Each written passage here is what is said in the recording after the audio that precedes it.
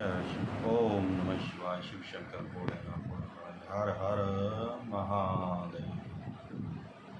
श्री शिवाय नमस्तुभ्यं।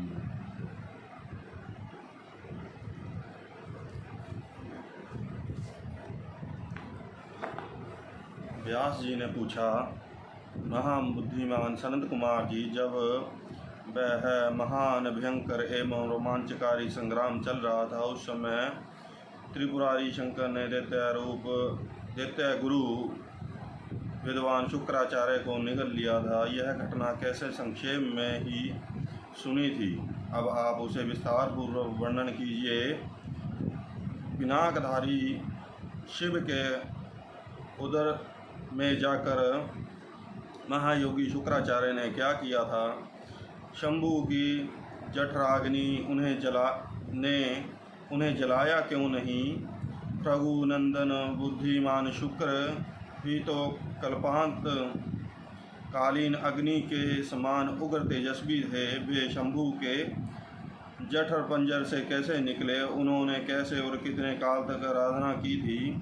तात जो मृत्यु का शमन करने वाली विधि प्राप्त हुई थी, वह विधि कौन सी है जिससे मृत्यु का निवारण हो जाता है? मुनि, लीला विहारी देवादिदेव भगवान शंकर ने त्रिशूल से छूटे हुए अंधक को गणाध्यक्ष की प्राप्ति कैसे हुई? तात मुझे शिवलीला अमृत श्रवण करने की विशेष लालसा है, अतः आप मुझ पर कृपा करके वह सारा वृत्तांत पूर्ण रूप से वर्णन कीजिए।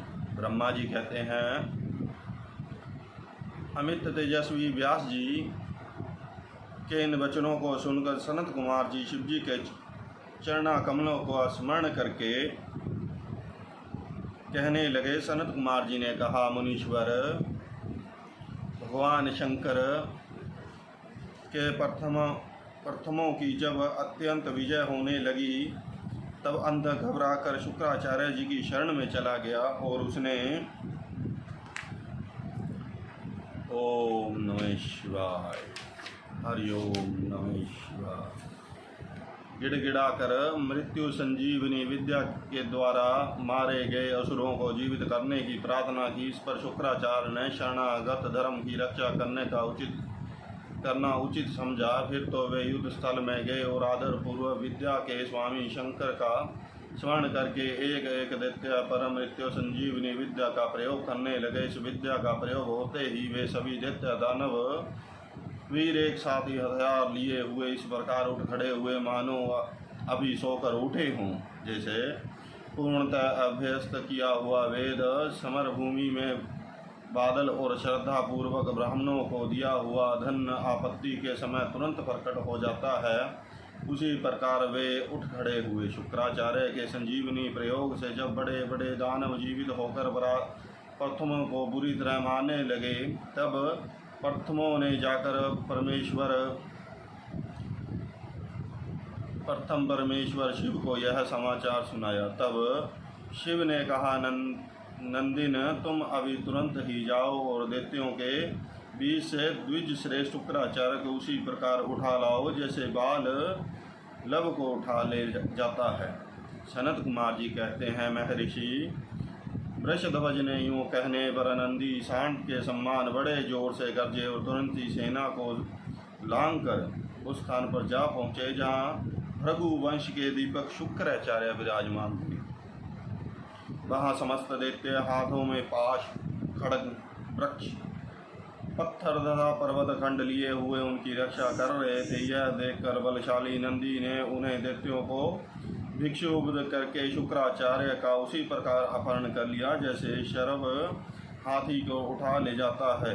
महाबली नंदी द्वारा पकड़े जाने पर शुक्राचार्य ने वस्त्र खिसक गए, उनके आभूषण गिरने लगे और केश खुल गए। तब देव शत्रु दानव उन्हें छुड़ाने के लिए सिंह नाद करते हुए नंदी के पीछे दौड़े और जैसे मेघ जल की वर्षा करते हैं, उसी तरह नंदीश्वर के ऊपर ब्रज, त्रिशूल, तलवार, फरसा, ब्रेंडी और गोपन आदि अस्त्रों का उग्र वृष्टि करने लगे। तब उस देवतासुर संग्राम के विकराल रूप धारण करने पर गणाधीराज नंदी ने अपने मुख की आग से सैकड़ों शस्त्रों को भस्म कर दिया और अन्य भृगु नंदनों को दबोच कर शत्रु दल को व्यथित करते हुए वे शिवजी के समीप जा पहुँचे तथा शीघ्र ही उन्हें निवेद्य करती हुए बोले, हे भगवान, ये शुक्राचार्य उपस्थित है। तब भूतनाथ देवादिदेव शंकर ने पवित्र पुरुष द्वारा प्रदान किए हुए उपहार की भांति शुक्राचार्य को पकड़ लिया और बिना कुछ कहे उन्हें फल की तरह मुख में डाल लिया। उस समय समस्त असुर उच्च स्वर से हाहाकार करने लगे। व्यास जी, जब गिरीश्वर ने शुक्राचार्य को निगल लिया तब दैत्यों की विजय की आशा जाती रही। उस समय उनकी दशा सूंड गजराज सिंहीन सांड और मस्तक विहीन देह अधय रहित ब्राह्मण उदम हित प्राणी भाग्यहीन के उदम परिरहित स्त्री फल वर्जित बाण पुण्यहीनों की आयु व्रत रहित वेदाध्ययन एकमात्र देव शक्ति के बिना निष्फल हुए कर्म समूह शूरताहीन क्षत्रिय तथा सत्य के बिना धर्म समूह की भांति शोचनीय हो गई। दैत्यों का सारा उत्साह जाता रहा। तब अंधक ने महान दुख प्रकट करते हुए अपने शूरवीरों को बहुत उत्साहित किया और कहा, वीरों, जो रणांगण छोड़कर भाग जाते हैं उनकी ख्याति अपश्य रूपी काली माँ से मलिन हो जाती है और उन्हें इस लोक में तथा परलोक में कहीं भी सुख नहीं मिलता। यदि पुनर्जन्म में जन्म रूपी मल का अपहरण करने वाले थरा तीर्थ रण तीर्थ में अवगाहन कर लिया जाए तो अन्य तीर्थों में स्नान दान और तप की क्या आवश्यकता है। अर्थात इसका फल रणभूमि में प्राण त्याग करने से ही प्राप्त हो जाता है। दैत्यराज के वचनों को सुनकर दैत्यराज के इन वचनों को पूर्ण रूप से धारण करके वे दैत्य तथा दानव रणभैरी बजाकर रणभूमि में प्रथम गणों पर टूट पड़े और उन्हें मथने लगे तथा बाण खड्ग वज्र खरीसी के कठोर पत्थर भूषुंडी भिंदीपाल शक्ति भाले परसे खड़वान बांग पटीश त्रिशूल लकुट और मूसलों द्वारा परस्पर प्रहार करते हुए भयंकर मार काट मचाने लगे। इस प्रकार अत्यंत घमासान युद्ध हुआ। इसी बीच विनायक स्कंदन नंदी सोमनंदी वीर नेगमय और महाबली वैशाख आदि उग्र गणों ने त्रिशूल शक्ति तथा बाण समूहों की धारा बाहित वर्षा करके अंधों को अंधा बना दिया। फिर तो प्रथमों तथा असुरों की सेनाओं में महान कोहताल मच गया। उस घोर शब्द को सुनकर शंभु के उदर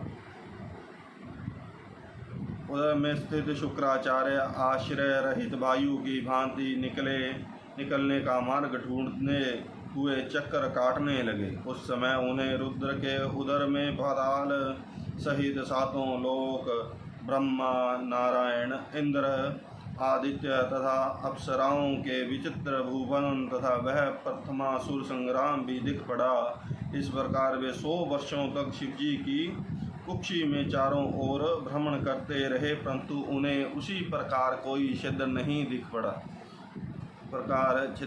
दिख पड़ा जैसे दुष्ट की दुष्टि सदाचारी के छिद्र को नहीं देख पाती। तब भृगुनंदन ने शिव योग का आश्रय ले एक मंत्र का जप किया। उस मंत्र के प्रभाव से वे शंभु के जठर पंजर से शुक्राचार्य के रूप में लिंग मार्ग से बाहर निकले। तब उन्होंने शिवजी को प्रणाम किया। गौरी ने उन्हें पुत्र रूप में स्वीकार किया और विघ्न रहित बिना दिया। तदंतर करुणा सागर महेश्वर भृगुनंदन शुक्राचार्य को वीर्य के रास्ते से निकला हुआ देखकर मुस्कुराते हुए बोले, महेश्वर ने कहा, भृगुनंदन, क्योंकि तुम मेरे लिंग मारम से शुक्राचार्य की तरह निकले हो, इसलिए तुम शुक्र कहलाओगे। जाओ, अब तुम मेरे पुत्र हो गए। सनत कुमार जी कहते हैं, मुनीश्वर, देवेश्वर शंकर के यूं कहने पर सूर्य के सदृश क्रांतिमान शुक्र ने पुनः शिवजी को प्रणाम किया और वे हाथ जोड़कर स्तुति करने लगे। शुक्र ने कहा, भगवान, आपके पैर, सिर, नेत्र, हाथ और भुजाएं अनन्य हैं। आपकी मूर्तियों की भी गणना नहीं हो सकती। ऐसी दशा में मैं आप स्तुत्य की सिर झुकाकर किस प्रकार स्तुति करूं? आपकी 8 मूर्तियां बनाई जाती हैं और आप अनन्य मूर्ति भी हैं। आप संपूर्ण सुरों तथा असुरों की कामना पूर्ण करने वाले हैं तथा अनिष्ट दृष्टि से देखने पर आप संहार भी कर डालते हैं। ऐसे स्तंभन के योग्य आपकी मैं किस प्रकार स्तुति करूं? सनत कुमार जी कहते हैं, मुनि, इस प्रकार शुक्राचार्य ने शिवजी की स्तुति करके उन्हें नमस्कार किया और उनकी आज्ञा से वे पुनः ओम नमः शिवाय दानवों की सेना में प्रविष्ट हुए। ठीक उसी तरह जैसे चंद्रमा मेघों की घटा में प्रवेश करते हैं। व्यास जी, इस प्रकार रणभूमि में शंकर ने जिस प्रकार शुक्राचार्य को निगल लिया था, वह वृत्तांत तो तुमने सुन लिया।